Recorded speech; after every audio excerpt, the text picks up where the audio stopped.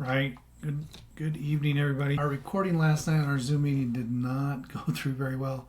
Quality was pretty poor, so we're unable to post that video that we did last night, which is unfortunate because we had some great collaboration and camaraderie going on last night that unfortunately we won't have in this recording today, but we wanted to make sure and get this into our library and out to dentists so that they can start working on how to improve roles and responsibilities within a dental practice. So that's today's topic. We're going to work on how to create an amazing dental team and some of the yourself with an awesome dental practice team.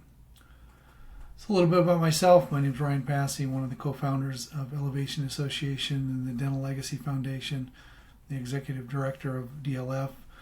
And my background is not in dentistry. My background is retail management. I was a corporate executive for retail outlet for 25 plus years.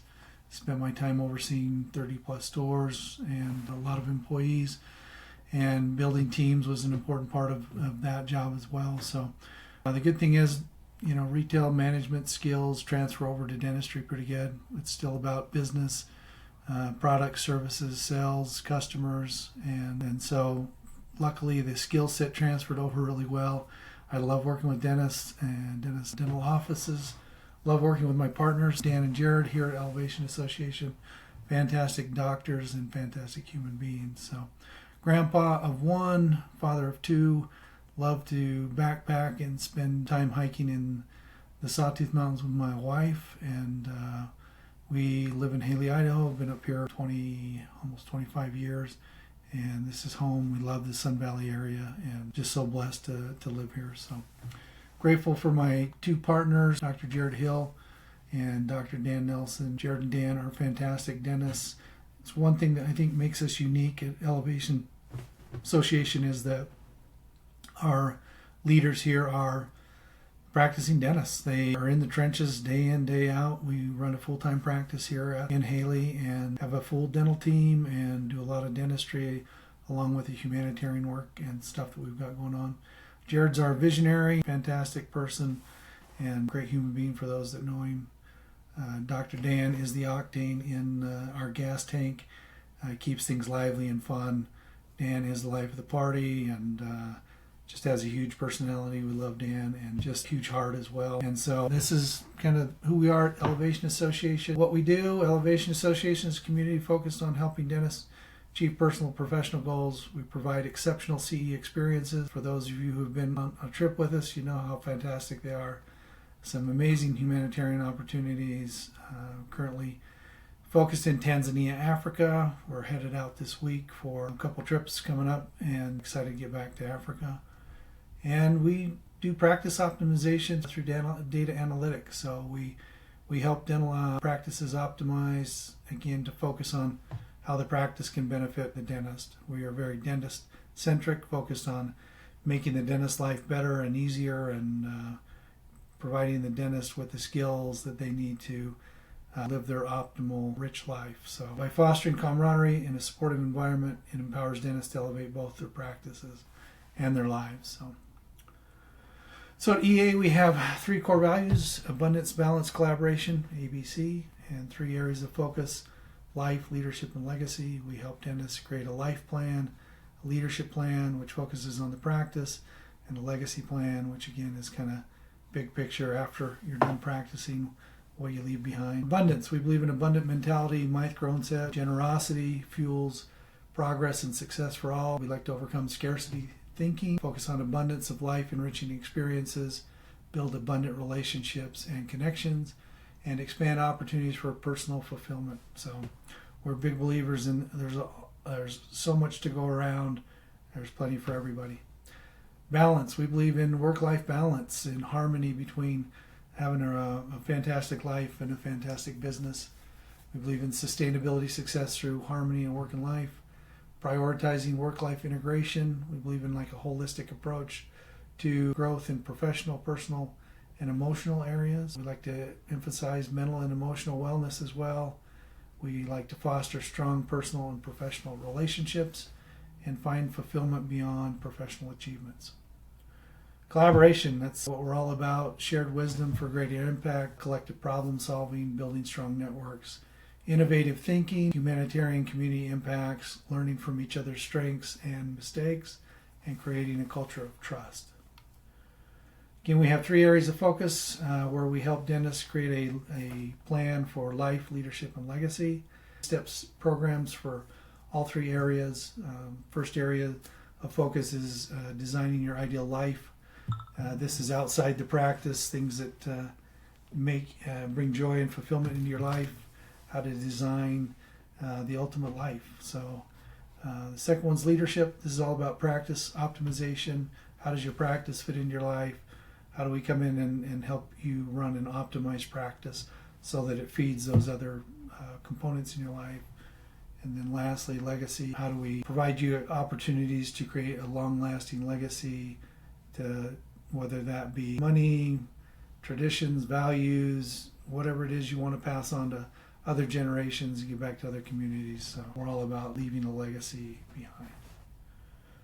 So today we're going to be in our leadership format. So we're going to talk about roles and responsibilities, which is step 8 or step 6 in our 8-step program. So step 1 is kind of discovering the dream. We work with dentists to help identify where they want their practice in 10 years so that we can start with the end in mind of where we want to get to. Super critical. If you don't have a vision of where you want to be, it's really hard to get there. And otherwise you're going to spend 10 years just kind of wandering as opposed to really setting some visionary aspirations and going after your goals and dreams. We call this the BHAG, the big, hairy, audacious goal.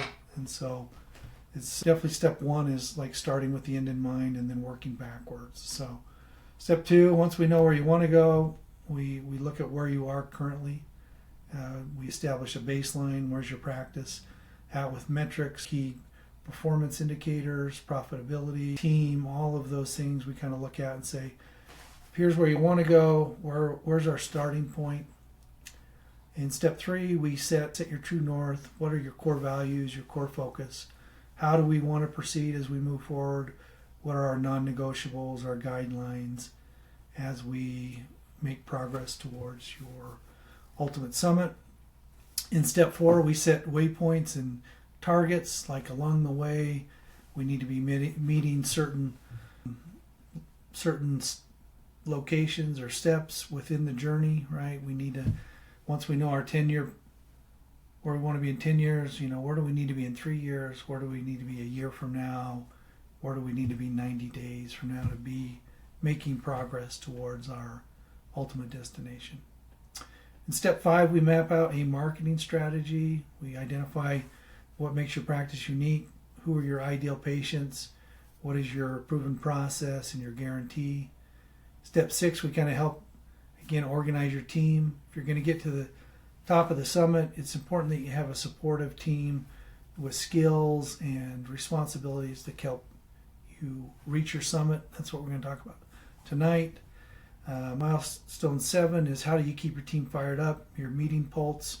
How do you do weekly meetings, quarterly meetings, annual meetings to keep your team engaged and informed and moving towards your ultimate desires and outcome.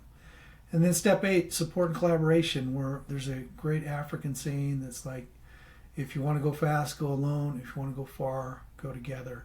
So that's part of the magic behind Elevation Association, is the association with other dentists and dental practitioners and professionals that help elevate each other, right? An Elevation Association. So again, summits and monthly meetings, those kind of things that really bring additional value to you as a doc. So this is our leadership platform. It's kind of what it looks like, these 8 steps, which are fantastic and really kind of work you through the process. So again, today we're going to be spending time in step 6. This is kind of the information that goes along with that. Again, in our booklet, there's step-by-step tools and stuff to kind of help you through this process. We'll show you some of those tools here today as well. So again, before we get into designing the team and getting the right people to help support you on your mission, we can't overestimate the importance of knowing where it is you want to go.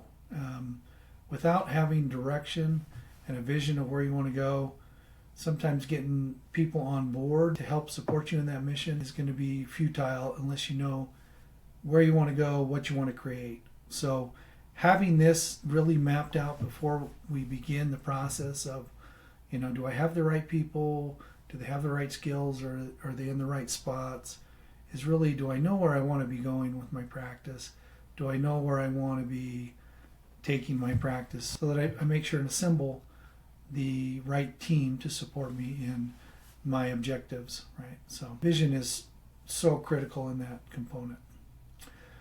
So an accountability chart. Why an accountability chart? Accountability chart clarifies roles and responsibilities, aligns with your vision of where you want to be, improves communication and efficiency, supports scalability, and again, increases accountability within the team. Just like assembling that team to get you to the peak of that summit, people need to know what their roles, responsibilities are, who they're accountable to, and how things work within your organization. So taking a step back and really putting in the structure of how our company is structured and laid out gives clarity to everybody that's involved and eliminates a lot of the confusion. There's a great story. I love a story about everybody, somebody, anybody, and nobody. And so the story is that everybody, somebody, anybody, and nobody worked at a very busy dental practice. And there was an important job to be done. And everybody was sure that somebody would do it. Anybody could have done it, but nobody did it. Somebody got angry because it was everybody's job. Everybody thought anybody could do it, but nobody realized that everybody wouldn't do it. In the end, everybody blamed somebody when nobody did what anybody could have done. So if this sounds like your dental practice, you are in need of a accountability chart. So you're in need of mapping out the roles and responsibilities within your practice, so that if it's everybody's job, it's nobody's job, and if nobody's responsible for that. So it's just a great visualization of what can happen when we don't have clarity, right? So the first thing we're going to talk about today is we're going to spend a little bit of time on roles, outlining the positions and roles within your accountability chart. So you kind of have two processes to this. One is first making sure you have the right seats, and the second one is making sure we have the right people. So the first step is identifying what are the right seats within my dental practice, and then making sure we have the right people and that the responsibilities are dealt out the right way. So when we work with a practice, we like to identify kind of some non-traditional roles within a dental office. If anyone's familiar with the book Traction by Gino Wickman, we utilize Traction. We take those same principles and modalities and tools that work really well for an entrepreneurial operating system, which is what it's called, EOS, and we have customized those to fit into a dental practice. Dental practices are a different business than a traditional business. Dental offices are very unique in that the dentist is typically the producer of the business. And so you're not just the business owner, you're actually the product in a lot of ways, right?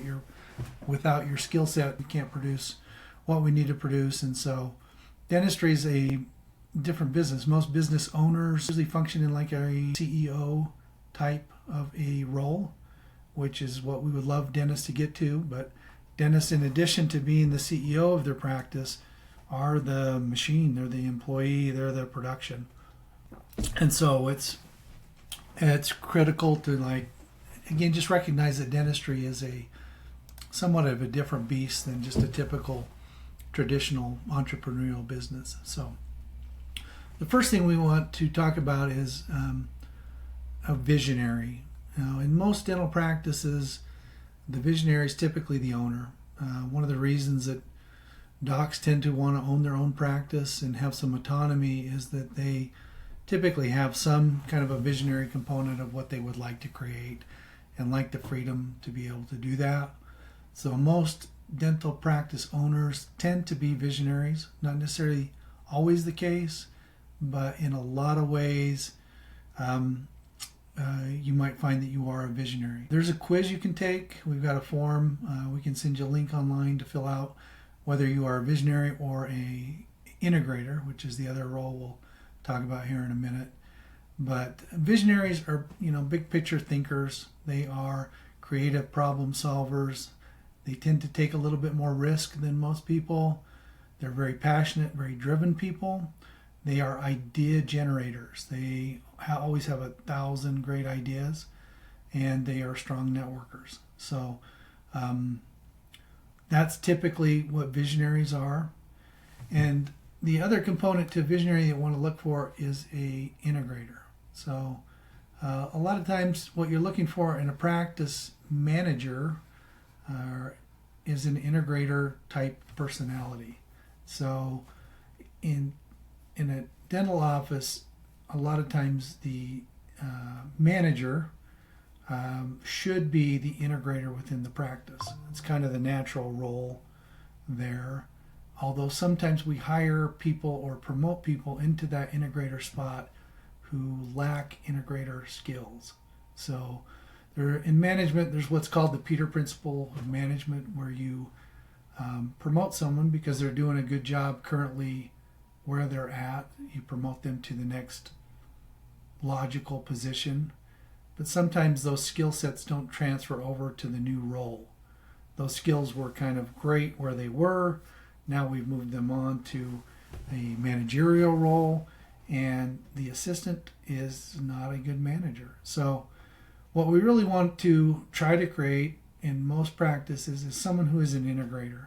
Now, it doesn't have to be the office manager, but if that's the expectations of what you're hoping that person does, then you're going to want to look for someone who matches well with your visionary skills. The integrator is typically the one who's going to take the visionary's vision and integrate it. So do the step-by-step integration. So they're able to take complex visionary components and kind of break them down into manageable steps and implement them step by step moving forward. They tend to have strong leadership management skills, like to focus on execution.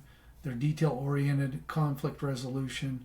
They like accountability and are consistently in stability. Consistency and stability are big parts of what they like. Finding a true integrator is a little harder than finding a visionary at times. So, and what you want to find is a integrator that matches well with your vision. So, just something to put out there. That's kind of the difference between, like, again, visionary and integrator. When you have those two components together, this is what Wickman called rocket fuel, is getting a great visionary paired with a great visionary, or with a great integrator. A lot of fantastic companies that had tremendous success had the visionary, but they also had an integrator behind the scenes, kind of making sure things were happening and getting done. A lot of time, visionaries are such big picture thinkers. They'll throw out 90 ideas, 3 are fantastic, and 87 need to be put on the back burner. So you want somebody that can kind of work with you in saying, like, that's a fantastic idea that we can roll out and put together. So visionary, integrator. So those are kind of two non-traditional roles. In Wickman's book, he talks about there's typically 3 divisions within a typical entrepreneurial business. There's finances, sales, and marketing. And everything kind of structures in your accountability chart based in those 3 areas. When we work with a typical general dentist practice, we kind of like to break those down into three groups, but restorative, hygiene, and front office. We kind of like to focus on the doc side, on the preventative side, and then the managerial or front, patient flow, money, bills, financing, marketing, those kind of things in those kind of a 3-legged stool. So I'll give you kind of an example of what our accountability chart looks like here at Wood River Dental. We use a practice software called Bloom Growth. Bloom Growth was the original Traction Tools that was linked to the book Traction from the beginning. So all of the components and ideas that are built behind the book Traction are built into the Bloom Growth platform. So again, accountability charts, your vision traction organizer, level 10 meetings, to-dos and follow-ups, quarterly meetings, all of those things are built on this platform. This is what we use when we work with dental practices to give them the managerial side of their practice management. Practice management software is fantastic, but it is not business management software. Business management software is Bloom Growth. That's what you're looking for to manage your team, to facilitate communication, to work through issues, solve problems, again, create structure, accountability, those kind of things. Performance reviews, all of that is built in the platform of Bloom Growth and is a fantastic way to, again, provide structure and manage for your team. So we'll take a look, bring over our accountability chart here and kind of go through what this looks like. So it's a very dynamic tool, again, where you can come in and create a organizational chart within your company. So I'll kind of give you the overview of our leadership team to start.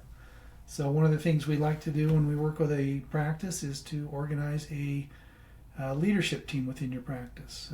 Sometimes if you don't have a team that's supporting you, you can have a bit of a dictatorship mentality at a dental office.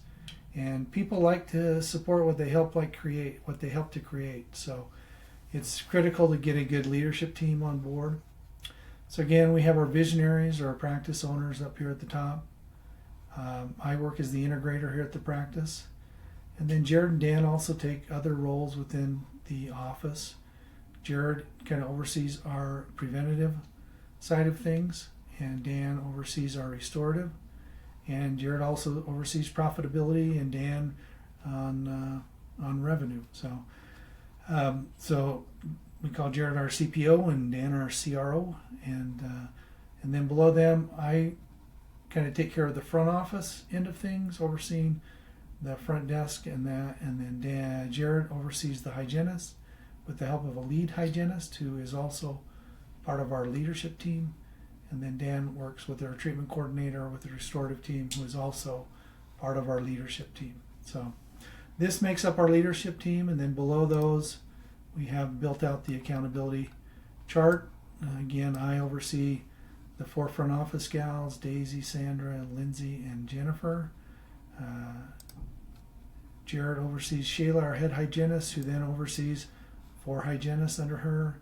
And then Dan and Jen work with our assistants, who then report back through them. So that's how our accountability chart kind of sits within our practice.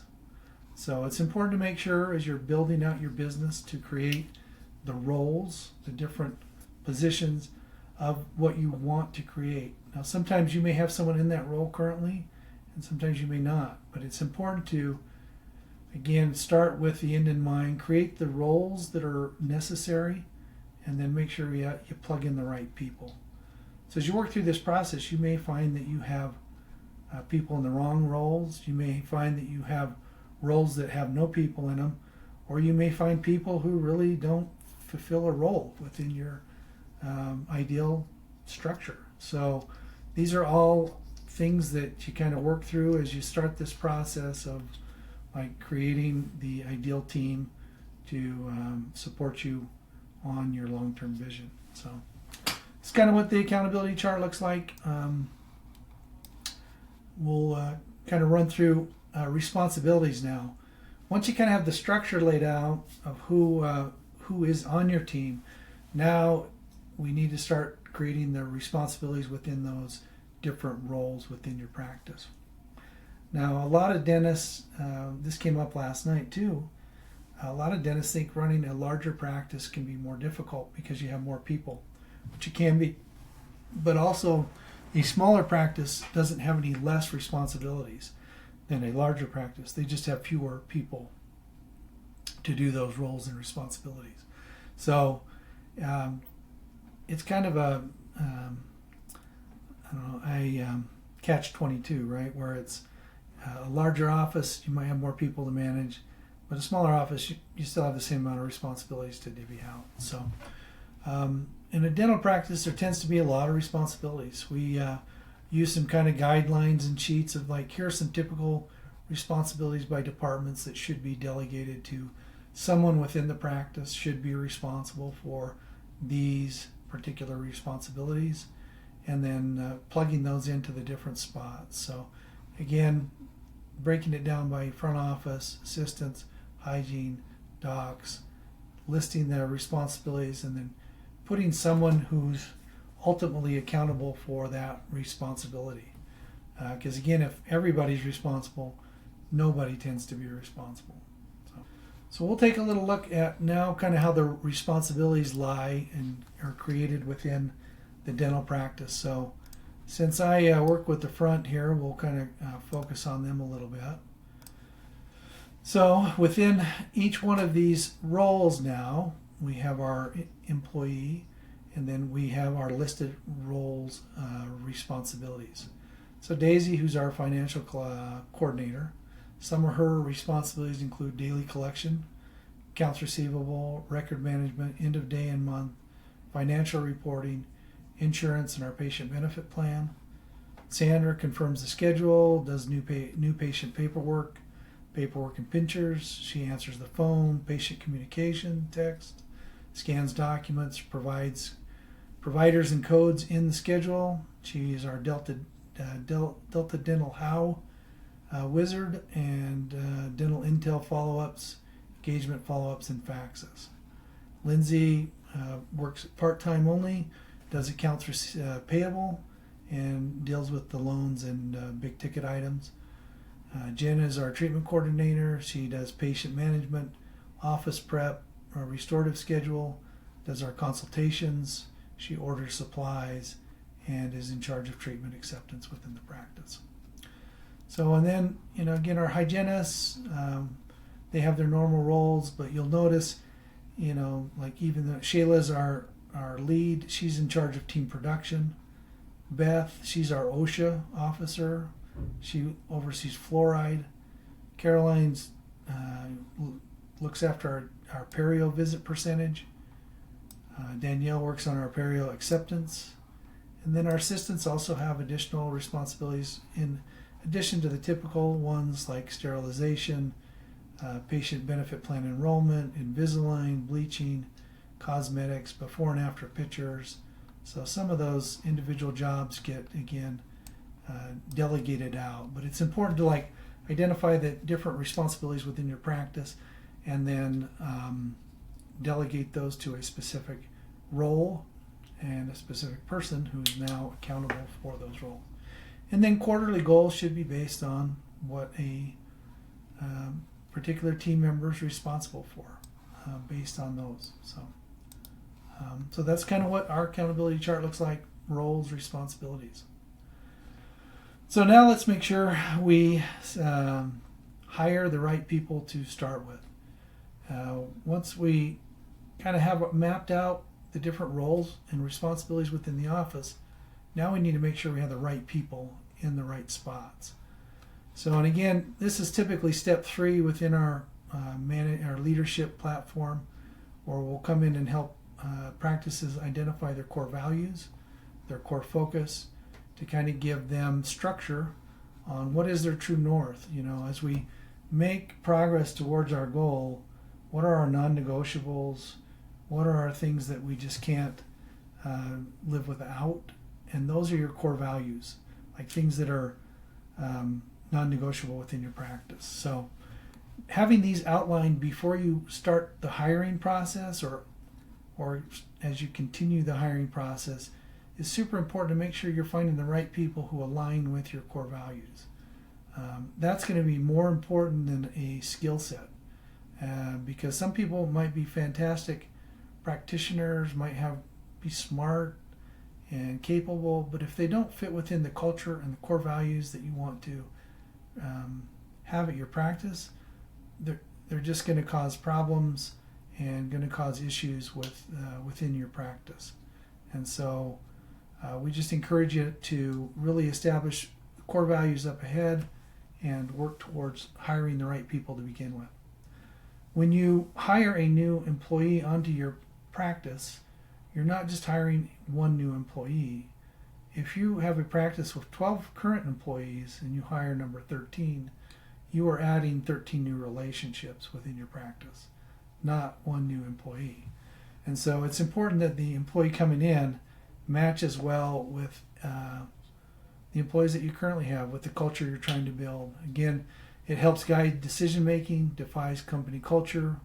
Make sure you attract the right people. If you have your core values outlined, you're going to draw those people to you, and you're going to also work people out who do not fit within those core values. It's going to promote accountability, consistency, and again support you on your long-term vision to where you want to go. So here's some examples of core values. This is Wood River Dental's core values. We have 7 of them. We typically like practices to set between 3 and 7 core values. I think less is more as we've kind of gone through the process. I don't know that we would do 7 again if we had to, but they are great core values and we love them, and we hire, fire, and reward our employees based on these core values. So core value 1, teamwork makes the dream work. We love team players. Everyone's important. We like treating people as if they're important. Patients, co-workers, service people, whoever's in the building, we want to treat people like they're important. Pump the positive, no negative Nancy's here. We like to celebrate wins, focus on the good things, and try to eliminate negative talk, those kind of things. Work hard, play hard. When we're here, we work hard, right? And when we go home, you do what you want, but we encourage you to get out and play hard, have some fun.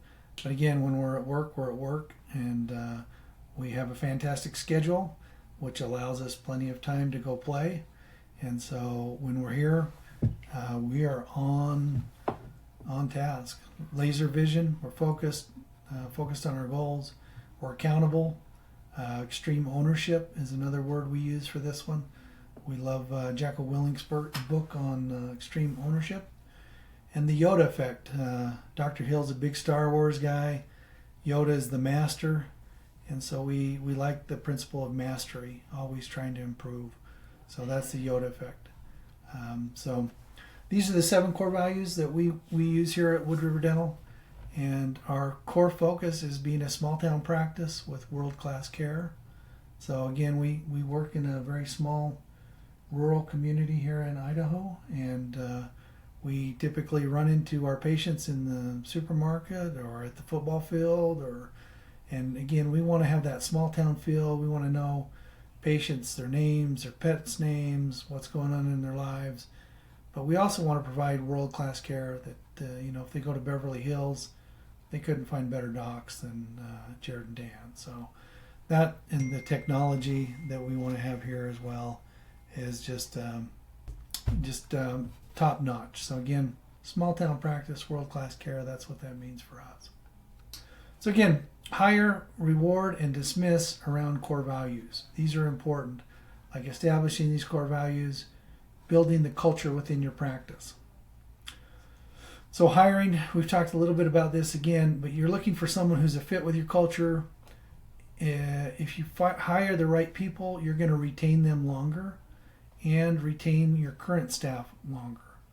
Team cohesion, again, adding that additional relationships to your practice every time you bring somebody on.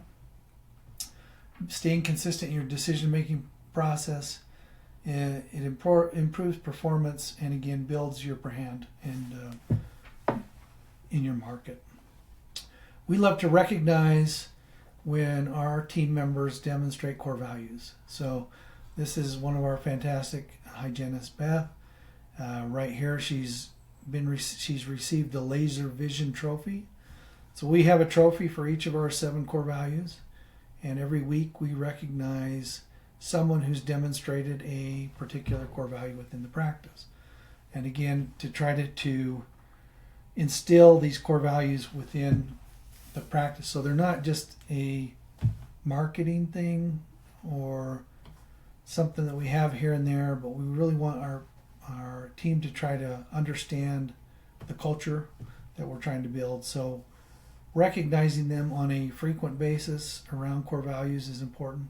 So we give out a $50 gift card, and then next week Beth would recognize someone within the practice who demonstrated a core value, and we would recognize that employee moving forward. So that's kind of how we pass that forward. But again, recognizing employees when they demonstrate core values.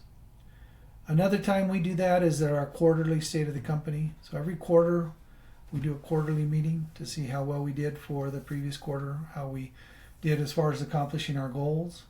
And then Jared or Dan, or Jared and Dan, depending on the quarter, will address the team. And one of the things they do is, like, these are the epitome of the core values that we saw over the last 3 months. So they'll take something like, Beth with laser focus. Beth is our OSHA coordinator. She got the team certified this quarter on OSHA, had the training, got everybody signed up. She was focused, and we'd like to recognize her for her efforts in that process. So again, weekly, monthly, or weekly, quarterly are some of the big opportunities to kind of, again, address those core values. But the main one is, like, when you see core values being demonstrated within your practice, recognize it, like in the little things. Like if someone makes a customer feel important, or a patient feel important to the practice, the docs are really good about, like, hey, that was fantastic. You really made, Jane feel important today, like she mattered and cared. So just want to recognize you for, living our core values here at the practice. And so recognizing them when they do something well, that's what's going to build culture within your practice. This is what we believe in, and we hire, reward, and fire based on these core values. So making sure we're doing those things. Performance reviews are the other time to, again, review core values. And we evaluate our employees based on core values. Like core values, get it, want it, capacity to do their jobs, and their quarterly goals, whether or not they're hitting those quarterly goals. So again, this comes from Traction. This is kind of their employee performance reviews, and it's been fantastic. So it's been great to, again, make that the focus of what we're trying to accomplish with the employees, is whether or not they are demonstrating and living up to the core values here at the practice. So this is kind of what it looks like. It's a really simple process. I'll take you through an actual thing in Bloom Growth. They've just got a new tool added in that makes this a home run. But you're basically just taking each position, each employee, and doing, like, yes, thumbs up, they live this core value all the time and are hitting our expectations. They do it sometimes, but not all the time, or they really have an issue with this core value and we need to see some improvement. Okay, so that's basically all it is. You take your financial coordinator. How are they doing on teamwork makes the dream work? She's great. Accountability, great. Everybody's important, fantastic. The Yoda effect, we'd like to see her maybe expand her mastery a little bit there on certain areas. So those are the ideas and thoughts behind evaluating based on core values. So the other areas that we want to look at within their roles and responsibilities is, do they get it, right? Are they an employee that they get it, right? They understand their role, they have cognitive alignment, they have understanding of their roles and responsibilities, and they are in problem-solving mode, right?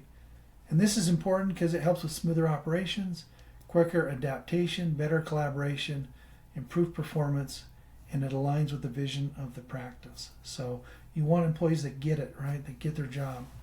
You want employees that want it, right? They want to be a part of the team. They want to contribute. They want to provide value. They have a desire for the role. They're motivated, enthusiastic, committed. They embrace challenge. They want to be there. And this is important because it brings high engagement, increases retention, proactive attitudes. They have extreme ownership in what they're trying to accomplish, and they're a positive influence on those who are around them. So you want employees that really want to be a part of your team.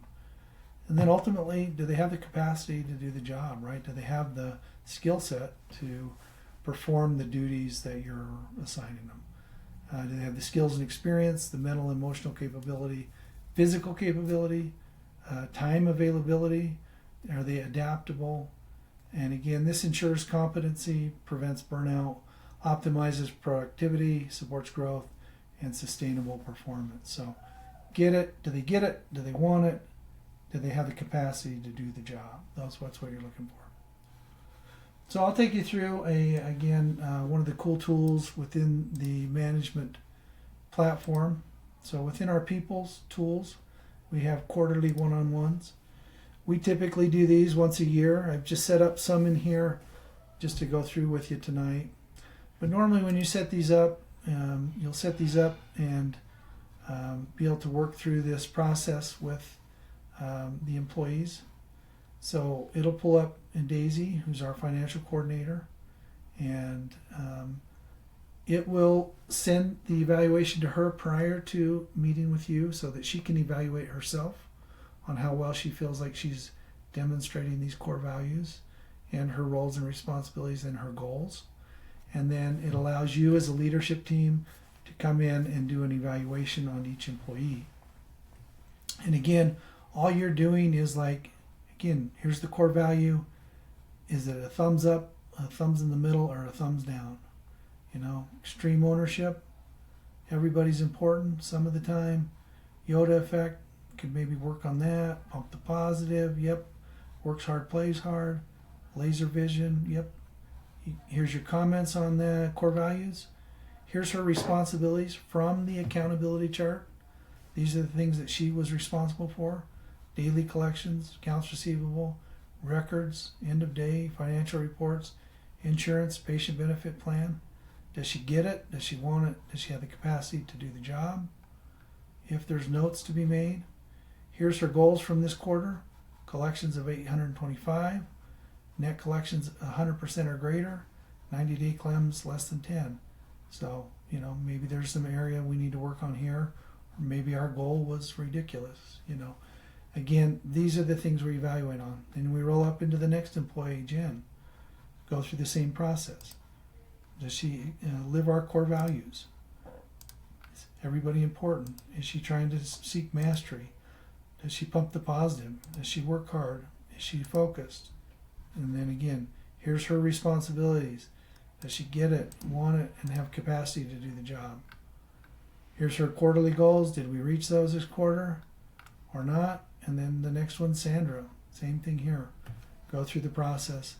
And what this creates is an evaluation for each employee, but it also creates this dynamic chart here called the right person, right seat, right? So this is just kind of helps us identify, again, do we have the right people in our practice, and are they in the right chair? Do they get it, want it, capacity to do it? Do we have an employee who's under the bar, who's not quite reaching it, right? I threw this one in here as like an example of someone who maybe, is not quite up to speed. We got a couple negatives, couple no's. This would be somebody who's probably not the right person for the practice, right? So again, the right person, right seat is a fantastic tool that allows us to come in and do that and evaluate our practice. Creates this dynamic thing for us. Again, utilizing the software on the management side of things is fantastic. So some common problems you're going to see with the right person, right seat is you might have the right person in the wrong seat, which means you have someone who lives your core values, like that's a great fit within your company culture and practice, but maybe they're not in the right position. Maybe you have an assistant who has great personal skills, fits the core values, but they just don't have the capacity to do good dentistry, right? So maybe that's a person that you would keep on, but maybe they need to be a receptionist and move up front. Maybe that's something more in their line. So again, And then sometimes, even though she's the right person, you might not have the role where she needs to be. The other thing you're going to notice is right seat, in the right position. We need an associate, but maybe we've got the wrong one that just doesn't fit our core values. And that's been something we've had here in the past. We had an associate with a great skill set, was a fantastic dentist, but just was not a good fit for the practice. Didn't play well with others, wasn't accountable, didn't treat people important, and there was a few of these core values that was just like, she's just not quite getting it. So we had to make a change there. When it came time to renew contract, we looked for a better fit for that seat, and we found it. We found an associate that came in, really fit really well within the practice with our core values, and again had a tremendous skill set and was fantastic to work with, right? And now he's off running his own practice, implementing these same principles over there. So so these are some of the common problems that you're going to find. And again, the dismissing, when you're working with people on core values, the get it, want it, capacity to do it, the goals, and you're working on a regular basis with it, people tend to work themselves out if they're not a good fit within your practice.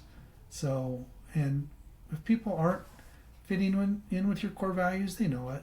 And if you're reviewing, rewarding, and hiring around those core values, it's a great process to kind of weed out those people. So dismissing is never a fun thing, but if you've done these other steps, it's just kind of a natural process. There is what's called typically the 3-strike rule. When you're trying to dismiss someone who has potential, you want to try to, salvage that person. If they're a thumbs in the middle, you give them an opportunity to turn that around and get with that core value and make that better. If they're within salvageable thing, you want to make sure you have, verbal warnings, written warnings, and ultimately if they can't comfort, change and become part of the culture and live your core values, then you're going to have to, again, assess that person in that spot and make sure you get the right team members.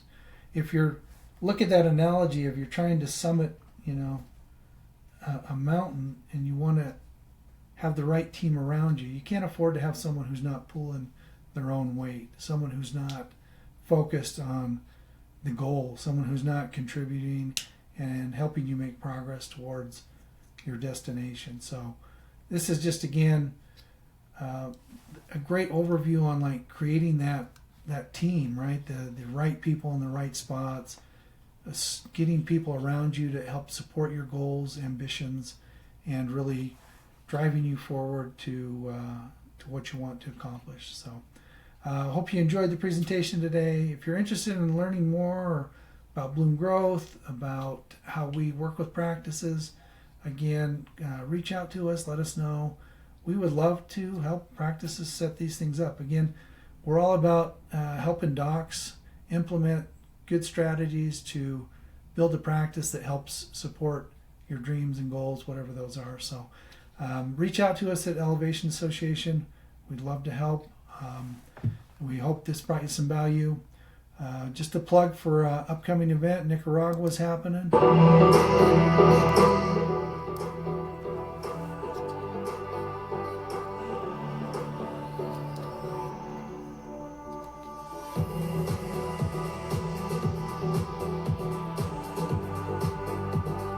Got some great speakers lined up, Dentist Advisors, Mark Costas, the EA team, Mandy Sherman.